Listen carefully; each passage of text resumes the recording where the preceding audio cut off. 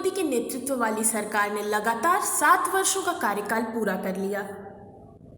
वाराणसी के सांसद नरेंद्र मोदी के दूसरे कार्यकाल के 2 वर्ष पूरे होने पर नमामि गंगे के पदाधिकारियों ने मां जानवी के तट पर मां गंगा की विशेष आरती और प्रार्थना करके प्रधानमंत्री नरेंद्र मोदी के दीर्घायु होने का आशीर्वाद मांगा।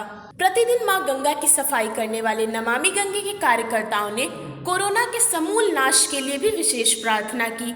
हाथों में राष्ट्रीय ध्वज तिरंगा और पीएम नरेंद्र मोदी के बड़े बड़े चित्र लिए काशीवासियों ने देवाधिदेव महादेव के साथ मां गंगा से सरकार के सामने आने वाली हर चुनौतियों को दूर करने के लिए प्रार्थना भी की। सभी ने मां गंगा से आशीर्वाद मांगा कि भारत की छवि विश्व पटल पर सशक्त हो। 2014 के लोकसभा चुनाव में वाराणसी से पर्चा दाखिल करने के बाद नरेंद्र मोदी ने कहा था कि मुझे मां गंगा ने बुलाया है। न मुझे किसी ने भेजा है, न मैं यहाँ आया हूँ, मुझे तो मां गंगा ने बुलाया है। आज केंद्र में नरेंद्र मोदी के बतौर प्रधानमंत्री 7 वर्षों का कार्यकाल पूरा करने पर काशीवासी भी बेहद खुश हैं। मोदी सरकार के 7 वर्ष सफलतापूर्वक समाप्त होने पर उन्हें ढेर सारी शुभकामनाएं। इन 7 वर्षों में मोदी सरकार ने बहुत सारी उपलब्धियां हासिल करी, जैसे धारा 370, राम मंदिर, ट्रिपल तलाक और न जाने कितने। ये सभी ऐसे विषय थे जो बहुत वर्षों से लंबित पड़े हुए थे।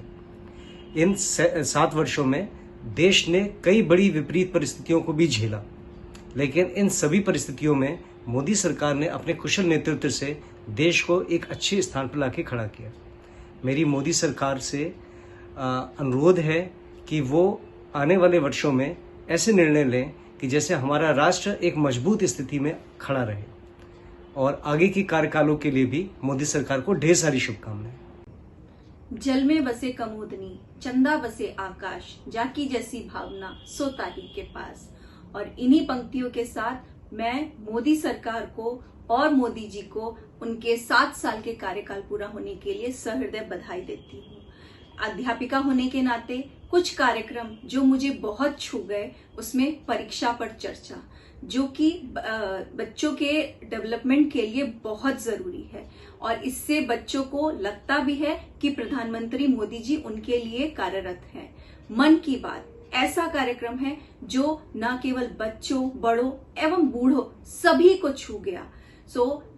इस तरह के कार्यक्रम मोदी जी के कार्यकाल में संभव हुए।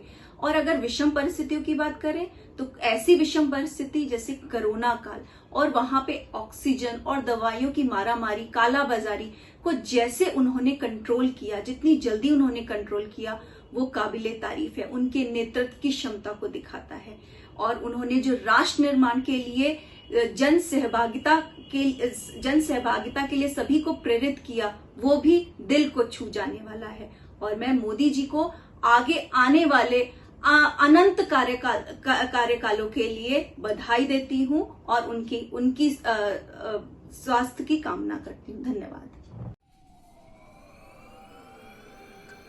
देश बदल रहा है और हमने इस बदलाव को देखा है। टेलीफोन से लेकर मोबाइल तक, झोपड़ियों से लेकर ऊंची ऊंची इमारतों तक, बायोस्कोप से लेकर बड़े बड़े मल्टीप्लेक्स तक, रेडियो से लेकर डिजिटल टीवी तक, साइकिल से लेकर एरोप्लेन तक। पर एक चीज जो नहीं बदली वह है इस बदलाव के दौर को पढ़ते समय चाय पीने का अंदाज। आशा ज्योति चाय, क्योंकि ये देता है जज्बा वक्त को बदलने का।